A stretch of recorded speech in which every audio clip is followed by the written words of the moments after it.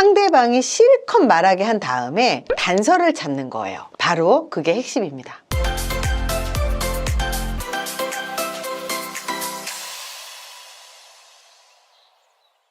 논쟁을 우아하게 이기는 5가지 방법 알려드릴게요. 논쟁을 굳이 하지 않는 게 좋아요. 어차피 이겨도 이긴 게 아니기 때문입니다. 웬만하면 싸움을 거는 그런 논쟁, 그리고 논쟁을 위한 논쟁 굳이 할 필요가 없죠. 근데 만약에 논쟁을 좋아하고 그리고 논쟁을 위한 반박만을 하는 사람이 있어요. 이런 사람을 만난다면 자리를 피하지도 못할 때가 있고, 그리고 반드시 논쟁에서 결론이 나와야 되는 경우도 있어요. 그렇다면 이런 논쟁을 우아하게 이기기 위한 5가지 방법을 알려드릴 겁니다. 첫 번째, 먼저 상대방의 말을 들어라. 우리가 축구를 할 때는 먼저 공격하는 게 좋다고 생각을 하지만 사실은 논쟁에서는요, 먼저 선 공격하는 게 별로 좋지는 않아요. 감정적으로 말을 하는 사람들의 특징이 상대방의 말을 중간에 끊고 자기 얘기부터 들으라고 하는 거예요. 자기가 하고 싶은 말이 있어도 일단 접고 상대방의 의견을 먼저 주의 깊게 듣는 게 좋아요. 그 이유는요, 상대방의 의견을 다 듣고 난 후에 하나씩 근거를 들어서 논리적으로 반박할 수 있기 때문입니다. 미국 뉴욕 대학의 알빈 버세와 리처드 보든 박사는 7년간 1만 건의 논쟁을 모두 녹취해서 듣고 누가 이겼고 왜 이겼는지를 분석을 했습니다. 상대방을 공격하려고 애쓴 사람들보다는 의견을 귀담아 듣고 자연스럽게 마음을 바꾸도록 말하는 사람이 논쟁에서 더 좋은 결과를 얻었다는 거예요. 선제 공격이 사실 운동이라든지 여러 가지에서 이길 확률이 높아지지만요, 앞에서 사람이 딱 있고 거기에서 논쟁을 할 때는요, 선제 공격을 하는 것보다 상대방의 말을 다 듣고 난 다음에 그것에 대한 반론을 하는 게 유리한 경우가 많습니다. 성과가 좋고 실적이 좋은 사람들은요, 혹시라도 트집을 잡고 불평이 많은 고객들을 만나게 된다면 절대 그 자리에서 반론하지 않아요. 상대방이 실컷 말하게 한 다음에 단서를 찾는 거예요. 바로 그게 핵심입니다.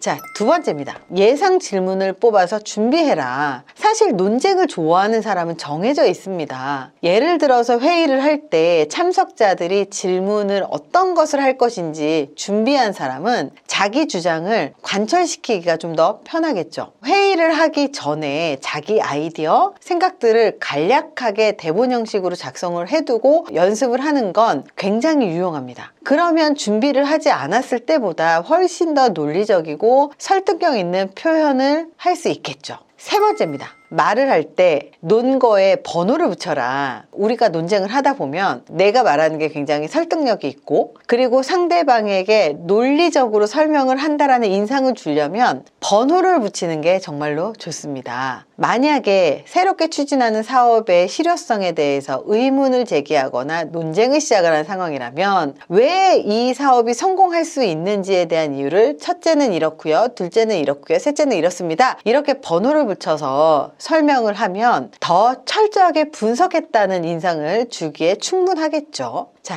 4번째입니다.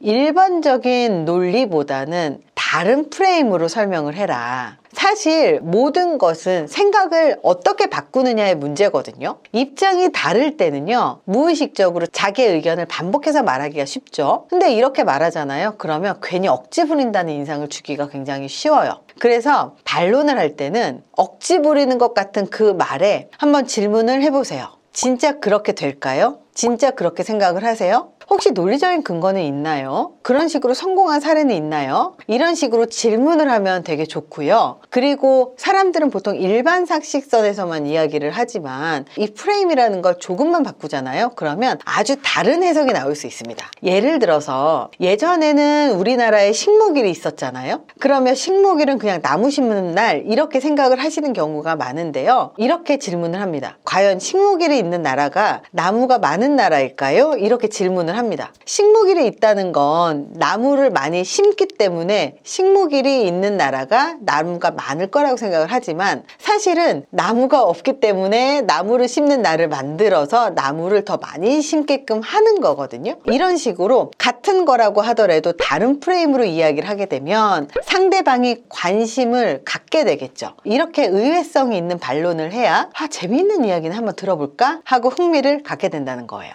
그래서 의견을 말할 때는요, 무엇이 새로운지, 왜 그런지에 집중할 필요가 있습니다. 5번째는요, 연습하세요. 자기 의견을 주장하는 것이 부족하다고 느낀다면 TV 프로그램을 시청하면서 논리적인 화법을 구사하는 사람의 말을 듣거나 혹은 유튜브 같은 거를 보시다 보면 논리적으로 이야기를 하는 사람들의 이야기를 들어서 그 사람이 어떤 식으로 말을 하는지, 어떤 단어를 자주 쓰는지를 연습하시는 게 좋아요. 특히 말을 할 때 발음이 좋다거나 아니면 상대방이 듣기 좋게 말을 하는 그런 유튜브를 운영하시는 분들이 있어요. 그러면 그런 사람들이 하는 말을 따라서 하는 것도 굉장히 좋습니다. 사람들이 자기 입장을 설명하거나 상대방의 의견을 반박할 때 사용하는 표현들을 적어두고 하루 5분이라도 연습을 하는 거예요. 연습하면 그게 내 것이 되거든요. 논쟁을 위한 논쟁은 사실 의미가 없습니다. 그래서 논쟁을 좋아하는 사람을 만나면 피곤하죠. 그래도 논쟁을 해야 하는 상황이 있게 마련입니다. 이럴 때는요, 선제 공격하지 마시고 주의 깊게 듣고 어떻게 질문을 할 것인가를 미리 준비를 하시면 훨씬 더 논쟁을 우아하게 이기실 수 있다는 점 기억하셨으면 좋겠습니다. 이번 영상이 도움이 되셨길 바랍니다. 감사합니다.